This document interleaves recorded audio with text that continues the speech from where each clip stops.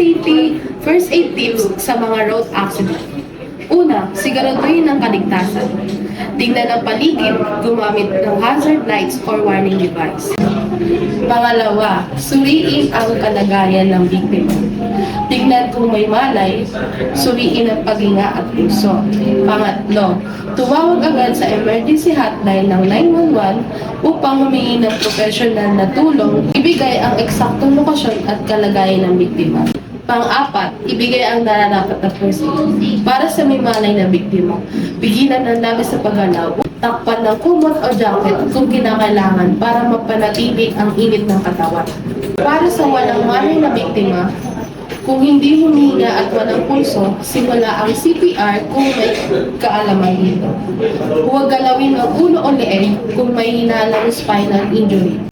Para sa mga dumudugong sugat, pindutin ang sugat gamit ang malinis na tela o benda upang pigilan ang pagdurugo. Huwag tanggalin ang nakabaong matutulis na bagay. Hintayin ang professional na rescuer. Sana nakatulong yung tips na ibinigay ko sa inyo. Basta dito kay Vanguard, live without limits.